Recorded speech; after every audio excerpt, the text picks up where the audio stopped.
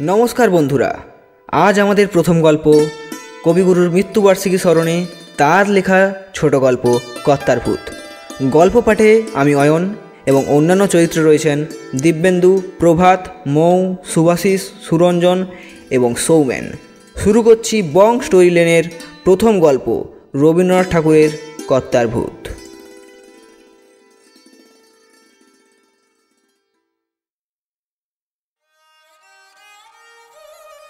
বুড়ো কর্তার মরণকালে দেশশুদ্ধ সবাই বলে উঠল, তুমি গেলে আমাদের কি দশা হবে। শুনে তারও মনে দুঃখ হলো। ভাবলে, আমি গেলে এদের ঠান্ডা রাখবে কি? তা বলে মরণ তো এড়াবার জো নেই। তবু দেবতা দয়া করে বললেন, ভাবনা কি লোকটা ভূত হয়েই এদের ঘাড়ে চেপে থাক না। মানুষের মৃত্যু আছে, ভূতের তো মৃত্যু নেই। দেশের লোক ভারী নিশ্চিন্ত হলো, কেননা ভবিষ্যৎকে মানলেই তার জন্য যত ভাবনা, ভূতকে মানলে কোনো ভাবনাই নেই।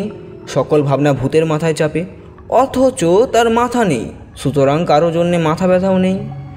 তবু স্বভাব দোষে যারা নিজের ভাবনা নিজে ভাবতে যায় তারা খায় ভূতের কানমলা।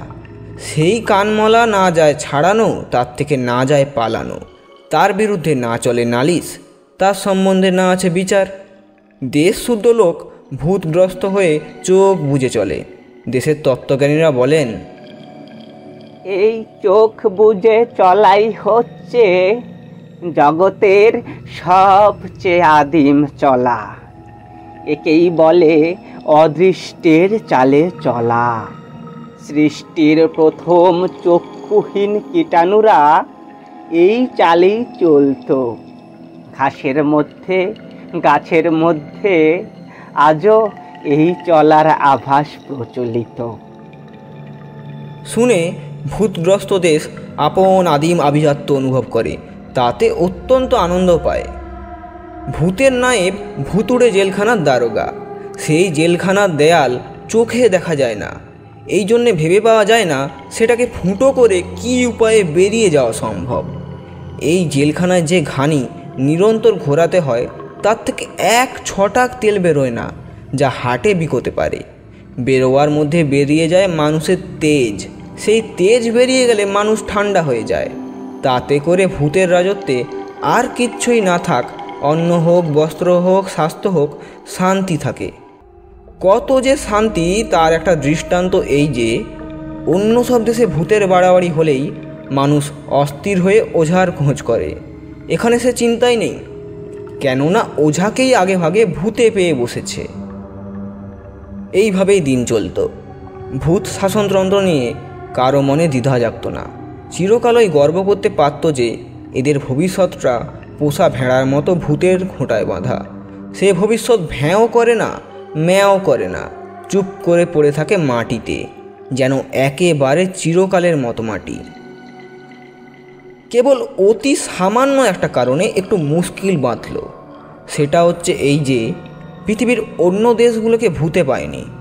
তাই জন্যে সব দেশে যত ঘানি ঘোরে তার থেকে তেল বেরোয় তাদের ভবিষ্যতের রথচক্রটাকে সচল করে রাখবার জন্যে।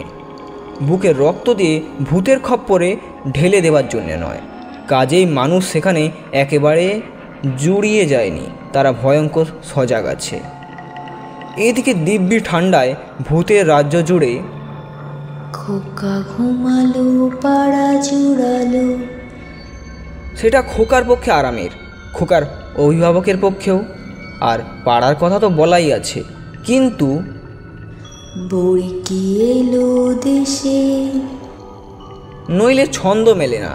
ইতিহাসের পত্রা খোঁড়া হয়েই থাকে। দেশে যত শিরোমণি চূড়ামণি আছে সবাইকে জিজ্ঞাসা করা গেল, এমন হলো কেন? তারা এক বাক্যে শিকা নেড়ে বললে, এটা ভূতের দোষ নয়, ভুতুড়ে দেশের দোষ নয়, একমাত্র বর্গীরই দোষ। বর্গী আসে কেন? তা তো বটেই। অত্যন্ত সান্ত্বনা বোধ করল। দোষ যারই থাক, খিড়কির আনাচে কানাচে ঘোরে ভূতের পেয়াদা, আর সদরের রাস্তায় ঘাটে ঘোরে অভূতের পেয়াদা। ঘরে গেরস্তে টেকা দেয়। ঘর থেকে বেরোবার পথ নেই। একদিক থেকে এ হাঁকে, খাজনা দাও, আর একদিক থেকে ও হাঁকে। খাজনা দাও। এখন কথাটা দাঁড়িয়েছে, খাজনা দেব কিসে? এতকাল উত্তর দক্ষিণ পূব পশ্চিম থেকে ঝাঁকে ঝাঁকে নানা জাতের বুলবুলি এসে বেবাক ধান খেয়ে গেল। কারো হুঁশ ছিল না। জগতে যারা হুঁশিয়ার এরা তাদের কাছে ঘেঁষতে চায় না, পাছে প্রায়শ্চিত্ত করতে হয়। কিন্তু তারা আকস্মাৎ এদের অত্যন্ত কাছে ঘেঁষে এবং প্রায়শ্চিত্তও করে না। শিরোমণি চূড়ামণির দল পুঁথি খুলে বললেন, বেহুশ যারা তারাই পবিত্র, হুঁশিয়ার যারা তারাই অশুচি। অতএব হুঁশিয়ারদের প্রতি উদাসীন থেকো, প্রবুদ্ধমিব সুপ্ত। শুনে সকলের অত্যন্ত আনন্দ হয়, কিন্তু তৎসত্ত্বেও এ প্রশ্নকে ঠেকানো যায় না। খাজনা দেব কিসে?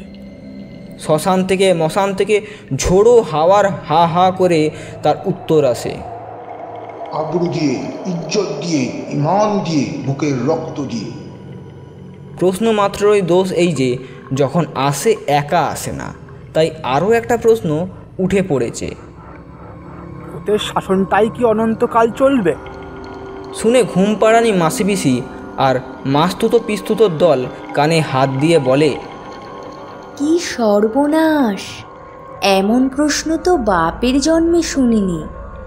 তাহলে সনাতন ঘুমের কি হবে? সেই আদিমতম সকল জাগরণের চেয়ে প্রাচীনতম ঘুমের? সে তো বুঝলুম, কিন্তু আধুনিকতম বুলবুলির ঝাঁক আর উপস্থিততম বর্গীর দল, এদের কি করা যায়? বুলবুলির ঝাঁককে কৃষ্ণ নাম শোনাবো, আর বর্গীর দলকেও যেমন করে পারি ভূত ছড়াবো। ভূতের নায়েব চোখ পাকিয়ে বলে, চুপ, এখনো ঘানি অচল হয়নি। শুনে দেশের খোকা নিস্তব্ধ হয়, তারপরে পাশ ফিরে শোয়।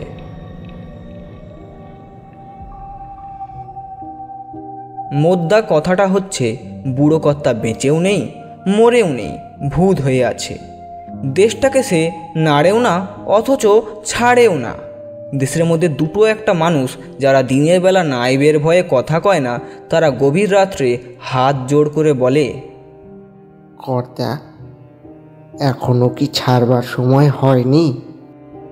ওরে অবোধ, আমার ধরাও নেই, ছাড়াও নেই। তোরা ছাড়লেই আমার ছাড়া। ভয় করে যে কর্তা। সেইখানেই তো ভূত।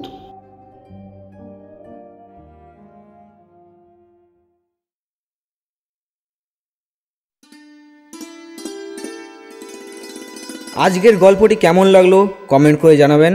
গল্পটি ভালো লাগলে একটি লাইক ও শেয়ার করবেন। আমাদের পরবর্তী গল্প শুনতে সাবস্ক্রাইব করুন বং স্টোরি লেন, ভিন্ন স্বাদের গপ্পের গলি।